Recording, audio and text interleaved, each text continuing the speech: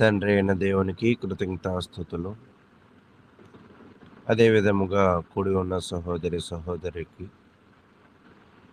మన ప్రభువును రక్షకుడునైన యేసుక్రీస్తు నామమున వందనాలు తెలియజేస్తూ ఉన్నాను.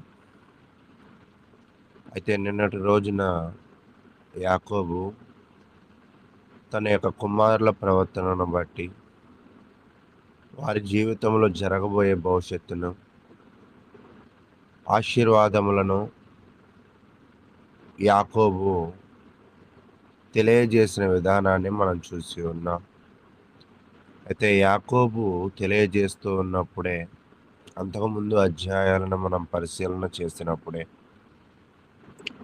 తన ఆరోగ్యం క్షీణిస్తున్న పరిస్థితులు, వృద్ధాప్య దశలో ఉన్న పరిస్థితిని మనం చూస్తూ ఉన్నాం. అయితే యాకోబు మరి చనిపోయిన పరిస్థితిని చూసాం. చనిపోయిన తర్వాత జరిగి ఉన్న కథనంలోకి మనం ముందుకు వెళదాం. ఈ యొక్క అధ్యాయము దేవుని యొక్క మహాకృపను బట్టి ఈ యొక్క పుస్తకము ముగించే దశలో మనందరం వచ్చాం. ఆదికాండము 1వ అధ్యాయం నుంచి 50వ అధ్యాయం వరకు ఇంచుమించుగా 2500 సంవత్సరముల కాలము యొక్క పరిస్థితులను ఇక్కడ వివరించడం జరిగింది. అయితే 50వ అధ్యాయానికి వచ్చేసరికి యాకోబు 147 ఏళ్ళు జీవించి మరణించాడు. మరణించిన తరువాత యోసేపు ఎంతగానో బాధపడిన సందర్భాన్ని చూస్తూ ఉన్నాం. సహజంగా ఒక వ్యక్తి మరణిస్తే మనందరికీ కూడా బాధ అనిపిస్తూ ఉంది. ప్రేమించిన వారికి మరింత ఎక్కువగా బాధగా ఉంటుంది అని మనం పరిశీలన చేస్తూ ఉంటాం. ఈ యొక్క 50వ అధ్యాయంలో అవుట్లైన్స్ అనే వాటిని మనం స్టడీ చేద్దాం. దుఃఖము మరియు సమాధి చేయబడము. 1 నుంచి 3 వచనాలు చూస్తున్నప్పుడు యోసేపు చాలా దుఃఖపడము, సుగంధ ద్రవ్యాలు వాడుతూ సమాధిని సిద్ధపరచడం అనేది చూస్తాం. 4 నుంచి 6 వచనాలు చూస్తూ ఉన్నప్పుడు తన తండ్రి చనిపోయాడు కదా, ఫరో దగ్గర అనుమతి తీసుకుని వారు ఆ యొక్క సమాధి కార్యక్రమాలు చేయడానికి మరొక ప్రాంతానికి వెళ్ళాలని ఫరో దగ్గర అనుమతి తీసుకోవడము. 7 నుంచి 9 వచనాలు అంత్యక్రియలను వాళ్ళు ఊరేగింపుతో చేయడము. 10 నుంచి 14 వచనాలు వారి యొక్క పితరుల స్థలమైన మక్పేలలో అతనిని సమాధి చేయడము. అక్కడ ఆతాదు ప్రాంతంలోకి వెళ్ళినప్పుడు వారు దుఃఖము మరింతగా పెరగడము.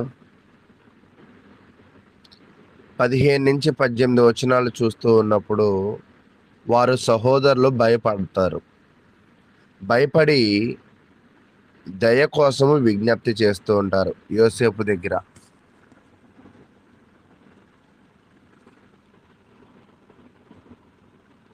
తదుపరి యోసేపు మరణించడంతో ఈ యొక్క అధ్యాయం అయితే ఇంకా ముగింపబడుతూ ఉంది. అయితే ప్రియులారా, వీటిలో మనం చూస్తూ ఉన్నప్పుడు యోసేపు చాలా దుఃఖపడము. ఈరోజు చాలామంది గౌరవాన్నే కానీ, ప్రేమనే కానీ నోటి మాటల ద్వారానే వ్యక్తపరుస్తూ చేతల ద్వారా వ్యక్తపరచని మనుషులు కూడా ఈ సమాజంలో ఉన్నారు. యోసేపు కేవలము నోటి మాటలతోనే కాదు కానీ తన చేతల ద్వారా కూడా తన యొక్క తండ్రి మీద ఉన్న ప్రేమను వ్యక్తపరుస్తున్నట్లుగా మనం చూస్తూ ఉన్నాం. ఎలాగా అంటే కొంతమంది రచయితలు కూడా ఏం తెలియజేస్తూ ఉంటారంటే, మనిషికి తన యొక్క సమాధిని సిద్ధపరిచే విధానాన్ని బట్టి కూడా అది గౌరవించడం అని తెలియజేస్తూ ఉంటారు. ఇప్పుడు యోసేపు కూడా తన యొక్క తండ్రి యొక్క మరణమైన తరువాత ఆయన అక్కడ 2వ వచనము, తరువాత యోసేపు సుగంధ ద్రవ్యాలతో తన తండ్రి శవమును సిద్ధపరచవలనని తన దాసులైన వైద్యులకు ఆజ్ఞాపించెను. గనుక ఆ వైద్యులు ఇశ్రాయేలును సుగంధ ద్రవ్యములతో సిద్ధపరిచిరి. అంటే కొంతమంది వ్యాఖ్యానాలు చేస్తూ ఉన్నప్పుడు కూడా ఏం చెప్తూ ఉంటారంటే, ఎంత బాగా సుగంధ ద్రవ్యాలతో మనము ఆ సమాధిని, అతని యొక్క శవమును సిద్ధపరుస్తామో అంత బాగా ప్రేమించాము అని కూడా తెలియజేస్తూ ఉంటారు. ఇప్పుడు యోసేపు కూడా తన తండ్రి మీద ఉన్న ప్రేమను అక్కడ ఉన్న పరిస్థితులను బట్టి ఆ మృతదేహాన్ని సుగంధ ద్రవ్యాలతో సిద్ధపరచమన్నాడు. ఈ సుగంధ ద్రవ్యాలతో సిద్ధపరచడానికి తీసుకున్న సమయం ఎంత అంటే 40 రోజులు పడుతుంది. యోసేపు మరియు అతని కుటుంబం పట్ల దేశం యొక్క గౌరవాన్ని సూచిస్తూ ఐగుప్తు 70 రోజులు దుఃఖిస్తుంది. అంటే యాకోబు చనిపోయాడని తన శవాన్ని సుగంధ ద్రవ్యాలతో సిద్ధపరచడానికి 40 రోజులు చేస్తే, యోసేపు అక్కడ గొప్పవాడు కాబట్టి తన కుటుంబంలో జరిగిన నష్టాన్ని గౌరవిస్తూ యోసేపును ప్రేమిస్తూ 70 రోజులు దుఃఖదినములుగా వాళ్ళు చేసిన విధానాన్ని మనం చూస్తూ ఉన్నాం. ఇక్కడ మనము ఇంకోటి కూడా విశ్లేషించవలసిన విషయం ఏమిటి అంటే, కొన్ని చరిత్ర గ్రంథాలను పరిశీలన చేస్తున్నప్పుడు మనకి వాక్యముతో పాటు అక్కడ ఉన్న చరిత్రను మనము చూస్తూ ఉన్నప్పుడు, సమాధి చేయడం కోసము దేహాన్ని సిద్ధం చేయడంలో పురాతన ఐగుప్తు వారు ఆరితేరిన వారు. అంటే చనిపోయిన వారిని సిద్ధపరచడంలో ఐగుప్తు దేశంలో మంచి టెక్నీషియన్స్ ఉన్నారని దాని అర్థం. అయితే ఈ టెక్నీషియన్స్ ఏంటంటే, ఈ సుగంధ ద్రవ్యాలతో 40 రోజులు అక్కడ తన శరీరాన్ని ఎందుకు సిద్ధపరిచారంటే, కొంతమంది చరిత్రకారులు ఏం చెప్తుంటారంటే, ఇలా సిద్ధపరిచిన శరీరము ఒక్కోసారి 3500 ఏళ్ళు కూడా పాడైపోకుండా ఉంటుంది అని చెప్తున్నారు.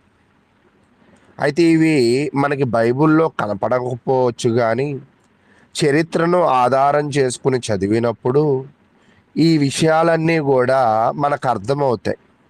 అదేంటండి, మీరు ఎక్కడైనా 3500 చూసారా అంటే మనం చూడలేదు, కానీ ఈ బైబిల్ పండితులు కొంతమంది వారు దీనిని రీసెర్చ్ చేసి కొన్ని విషయాలను మన ఆత్మ సంబంధంగా అభివృద్ధి పడడానికి, కొన్ని విషయాలలో లోతుగా తెలుసుకోవడానికి వాళ్ళు వీటిని మనకి రాసి వెళ్ళిన పుస్తకాలు కొన్ని ఉన్నాయి. కాబట్టి ఐగుప్తు ప్రాంతంలో చనిపోయిన వారిని సిద్ధపరుస్తూ ఆ శరీరాలు పాడవకుండా సిద్ధపరిచే గొప్ప వైద్యులు కూడా ఆ దేశంలో ఉన్నారు. కాబట్టి యోసేపు అక్కడ ఉన్న వైద్య సదుపాయాలను ఉపయోగించుకున్నాడు. అంటే అబ్రహాముకు లేని భాగ్యము లేదా ఇస్సాకుకు లేని భాగ్యము ఒక రకంగా యాకోబుకు దొరికింది. తన శరీరము పాడు కాకుండా చేసుకునే గొప్ప అవకాశాన్ని, అటువంటి సదుపాయాలని యోసేపు తన తండ్రికి ఇచ్చినట్లుగా మనమైతే చూస్తూ ఉన్నాం. అయితే ప్రియులారా, ఇంకొంచెం మనం ముందుకు వెళ్ళినప్పుడు సిద్ధపాటు జరిగిపోయింది. సిద్ధపాటు జరిగిన తర్వాత ఇప్పుడు ఇక్కడ నుంచి ఈ యొక్క శరీరాన్ని తీసుకువెళ్ళాలి. ఎక్కడికి తీసుకువెళ్ళాలి అంటే 5వ వచనాన్ని మనం చూద్దాం. నా తండ్రి నా చేత ప్రమాణం చేయించి. గత అధ్యాయంలో మనం ఏం చూసామంటే యోసేపుతో యాకోబు మాట్లాడుతూ, అయ్యా, నేను వృద్ధాప్య దశకు వచ్చాను. ఒకవేళ నేను మరణించినట్లయితే నన్ను ఇక్కడ సమాధి చేయవద్దు. మరి ఎక్కడ చేయాలి? కానానులో నా నిమిత్తము సమాధి త్రవ్వించి తిని కదా, అందులోనే నన్ను పాతి పెట్టవలనని చెప్పాను. కాబట్టి సెలవైతే నేనెక్కడికి వెళ్ళి నా తండ్రిని పాతిపెట్టి మరలా వచ్చిదని చెప్పుడనెను. అంటే యోసేపు సిద్ధపరిచిన తరువాత ఫరో దగ్గరికి వెళ్ళి, అయ్యా, నా తండ్రికి నేను మాట ఇచ్చాను, మా పూర్వీకులు ఎక్కడైతే సమాధి చేయబడ్డారో అక్కడే మా తండ్రిని కూడా మేము సమాధి చేయాలి అని తెలియజేశారు. ఫరోకి కూడా యోసేపు యొక్క కుటుంబం అన్న చాలా గౌరవము. కాబట్టి దానికి ఆయన అనుమతి ఇచ్చాడు. అంటే ఆ దేశములో నుంచి మరొక ప్రాంతానికి వెళ్ళాలంటే అనుమతి తీసుకోవాలని మనకు అర్థమవుతుంది. ఇక్కడే కాదు కానీ మోషే కాలంలో కూడా వాళ్ళు దేవునిని ఆరాధించడానికి మేము వెళ్ళాలి అన్నప్పుడు మోషే అహరోన్లు ఫరో దగ్గరికి వెళ్ళి పర్మిషన్ తీసుకుంటారు. ఫరో ఇస్తాడు, మరలా ఆయనే వద్దంటాడు. కాబట్టి ప్రియులారా, అయితే ఇక్కడ ఐగుప్తు నుంచి విడిచి వెళ్ళడానికి యోసేపు తీసుకున్న పర్మిషన్ని ఫరో అనుమతించినట్లుగా మనమైతే చూస్తూ ఉన్నాం. అనుమతించిన తర్వాత 7వ వచనం, కాబట్టి యోసేపు తన తండ్రిని పాతిపెట్టుటకు పోయెను. అతనితో ఫరో ఇంటి పెద్దలైన అతని సేవకులందరూ, ఐగుప్తు దేశపు పెద్దలందరూ, యోసేపు ఇంటి వారందరూ, అతని సహోదరులను, అతని తండ్రి ఇంటి వారును వెళ్ళిరి. వారు తమ పిల్లలను, తమ గొర్రెల మందలను, తమ పశువులను మాత్రము గోషేను దేశంలో విడిచిపెట్టిరి. అంటే ఇక్కడ మనం గ్రహించాల్సిన విషయం ఏంటంటే, యోసేపు మరణించిన తరువాత ఆ యొక్క కార్యక్రమంలో యాకోబు కుటుంబం అంతయు, ఫరో కుటుంబాలలో పెద్దవారును అనేకులు కూడా ఆ యొక్క శవముతో పాటు వాళ్ళ యొక్క పూర్వీకుల సమాధుల దగ్గరికి అతనిని పాతి పెట్టడానికి వెళ్ళారు. అయితే ఇక్కడ మనం గ్రహించవలసిన విషయం ఒకటి ఉంది. ఏమిటి అంటే, యాకోబు చనిపోయినప్పుడు యోసేపు వయసు ఎంత అంటే 56 సంవత్సరాలు. అయితే ఇది ఎక్కడ రాస్తుందండి అని అడగచ్చేమో, కానీ మనం దీనిని చరిత్రను ఆధారం చేసుకుని చూస్తున్నప్పుడు, కాల పరిమితులను మనం చూస్తూ ఉన్నప్పుడు, యాకోబు 91 ఏళ్ల వయసులో ఎవరు పుడతారంటే యోసేపు పుడతాడు. అయితే ఇప్పుడు యాకోబు చనిపోయి ఎంతకాలం అంటే 147. కాబట్టి మనం చూస్తూ ఉన్నప్పుడు 147 మైనస్ ఒకవేళ 91 మనం తీస్తే యాకోబు వయసు ఎంతంటే 56 సంవత్సరాలు. యాకోబు వయసు యాకోబు వయసు 147 సంవత్సరాలు. యోసేపు బ్రతికిన ఇప్పుడు వయసు ఎంతంటే 56 సంవత్సరాలు. అయితే ఇక్కడ యాకోబు వచ్చి ఐగుప్తుకి ఎంతకాలం అయింది అంటే ఇంచుమించుగా 12 సంవత్సరాలు అయింది. అంటే ఇప్పుడు యాకోబు 12 సంవత్సరాలు ఈ ఐగుప్తు దేశంలో బ్రతికారు. ఈ లెక్క మీకు ఎలా తెలుస్తుంది అని అంటే, 30 సంవత్సరాల పాటు 30వ సంవత్సరానికి యోసేపు గొప్పవాడవుతాడు. 14 సంవత్సరాలు కరువు మరియు సమృద్ధి చూస్తూ ఉంటాం. 56లో 44 తీసినప్పుడు ఎంత ఉంటుందంటే 12 సంవత్సరాలు. అయితే ఇంచుమించుగా యాకోబు ఎప్పుడు వస్తాడంటే సమృద్ధిగా ఉన్న పంట 2 సంవత్సరాలు పండిన తర్వాత వస్తాడు. కాబట్టి అక్కడ 5, 12 అంటే ఇంచుమించుగా 17 సంవత్సరాలు యాకోబు ఎక్కడ ఉన్నాడంటే ఐగుప్తులో జీవించాడు. ఈ ఐగుప్తులో జీవించి చనిపోయినప్పటికీ కూడా తను అక్కడ ఉన్న ప్రాంతంలో కాకుండా తిరిగి ఎక్కడికి వెళ్ళారంటే, తన యొక్క పితరులు ఎక్కడ సమాధి చేయబడ్డారో అక్కడ సమాధి చేయబడ్డారు. అయితే ఆ సమాధి కార్యక్రమంలో వారి యొక్క రథములను, రౌతులను సమూహంగా బహు విస్తారముగా వెళ్ళారు. ఇక్కడ మనం గమనించవలసింది మరొక విషయాన్ని అండర్లైన్ చేసుకోవాలి. మనకి ప్రసంగి గ్రంథంలో కూడా ఏం చెప్తాడంటే, ఒకని జన్మదినము కంటే ఒకని మరణదినమే మేలు అని అంటాడు. ఎందుకంటే చాలా విషయాలు మనం నేర్చుకోవడానికి అక్కడ ఉంటాయి కాబట్టి. ఇక్కడ కూడా మనం నేర్చుకుంటున్నప్పుడు యాకోబు మరణము, సమాధి సిద్ధపాటు చేయడము, ఫరో పర్మిషన్ ఇవ్వడము, అనేకమైన జనాలు ఆయనను వెంబడించిన విధానాన్ని చూస్తూ ఉన్నప్పుడు ఈయన ఆ ప్రాంతంలో గొప్పగా బ్రతికాడు అనేది మనకు అర్థమవుతుంది. ఆ ప్రాంతంలో నీతిగా బ్రతికాడు అని మనకు అర్థమవుతుంది. లోకంలో కూడా ఒక సామెత అంటారు, మనం చనిపోయేటప్పుడు కల్లా ఒక నలుగురినైనా మనం సంపాదించుకోవాలి మన వ్యక్తిత్వం ద్వారా అని చూస్తాం అని అంటూ ఉంటారు. అయితే ఇక్కడ యాకోబు అనేకుల ప్రేమను గెలుచుకున్నాడు. ఎలా అర్థమవుతుందంటే, ఆయన బ్రతికి ఉన్నప్పుడు ఆయనను వెంబడించారో లేదో మనకు తెలియదు, కానీ ఆయన చనిపోయిన తరువాత కూడా ఆయనను వెంబడించిన విధానమును బట్టి ఆయన చక్కగా బ్రతికాడు ఐగుప్తులో, మంచి పేరునే సంపాదించుకున్నాడు ఐగుప్తులో అని మనకు అర్థమవుతుంది. అయితే మనం కూడా చూడండి, జనాలు ఎలా ఏడుస్తూ ఉంటారంటే, సమాధి కాసేపట్లో మూసేస్తున్నామంటే వాళ్ళ ఏడుపు మరింత ఎక్కువ అవుతుంది. అలాగే యాకోబును కూడా సమాధికి దగ్గరగా వెళుతున్న పరిస్థితులు ఉన్నప్పుడు వాళ్ళు ఘోరంగా ప్రలాపించిరి, అంగలార్చిరి. 10వ వచనంలో మనం చూస్తూ ఉన్నాం. కాబట్టి యాకోబును బట్టి తన కుటుంబము, తన ఇంటి వారు అందరూ కూడా ఎంతగానో బాధపడుతున్న పరిస్థితులు.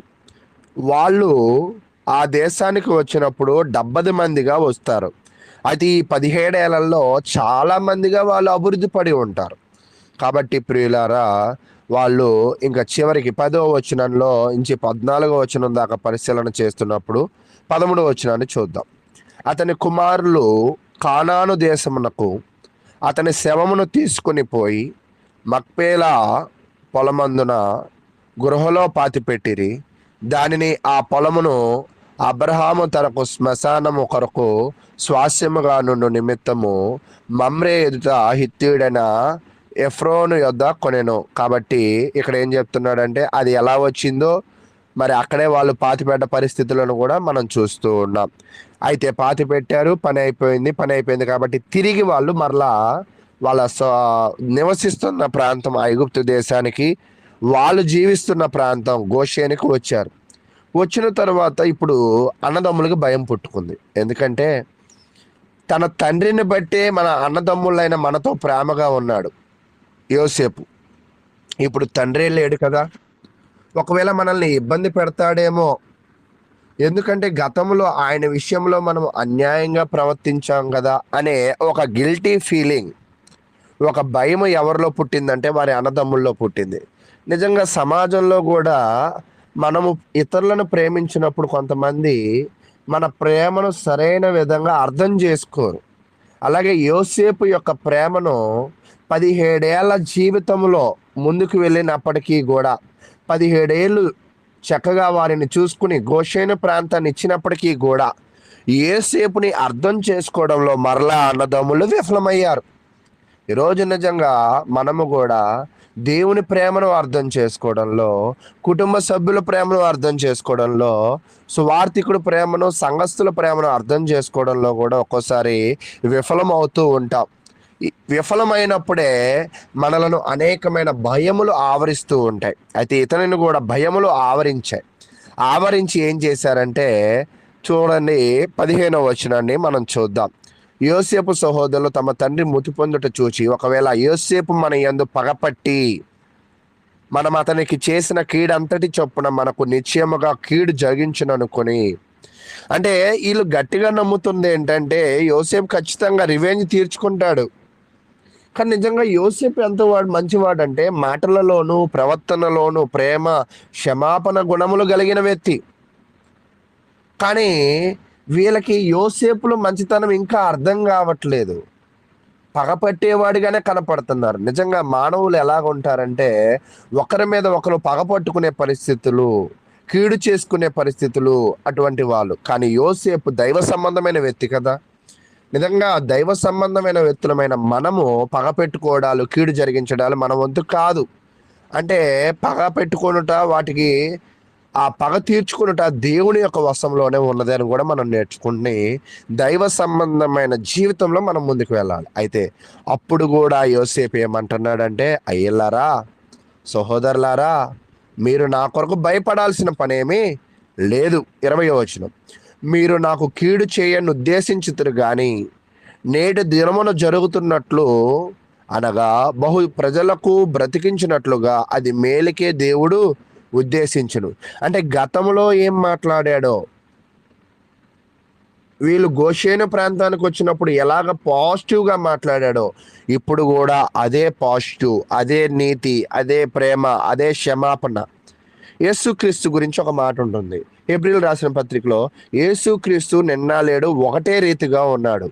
అంటే ఇక్కడ నేను కోట్ చేయాలనుకుంటుంది ఏంటంటే, ఒకే రీతి దైవ సంబంధమైన యోసేపు కూడా 17 ఏళ్ల వయసులో ఎలా భక్తిగా ఉన్నాడో, 28 ఏళ్ల వయసులో ఎలా భక్తిగా ఉన్నాడో, 30 ఏళ్ల వయసులో ఎలా భక్తిగా ఉన్నాడో, 37 ఏళ్ల వయసులో ఎలా భక్తిగా ఉన్నాడో, ఆ భక్తిని అభివృద్ధి పరిచాడు కానీ భక్తిని కోల్పోలా.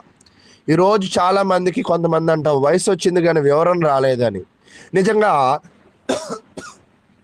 యోసేపుకి వయసు పెరుగుతున్న కొద్దీ, వివరం పెరుగుతున్న కొద్దీ, అధికారం పెరుగుతున్న కొద్దీ ప్రేమ, క్షమాపణల గుణాలు పెరుగుతూనే ఉన్నాయి కానీ వారి పట్ల ద్వేషం అయితే పెరగల. అయితే ఆ విషయాన్నే వివరించాడు. యోసేపు కూడా ఒకే రీతిగా నీతి న్యాయాలు స్థాపించే విధంగానే ప్రవర్తించి జీవించాడు కానీ ఎక్కడ కీడు చేసిన వారికి ప్రతి కీడు చేయాలనే ఉద్దేశము ఆయనకి కలగలేదు. అయితే ఇదే అధ్యాయంలో 54 సంవత్సరాలు అయిపోయింది.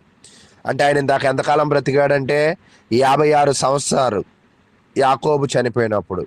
ఇప్పుడు యోసేపు కూడా చనిపోయాడు.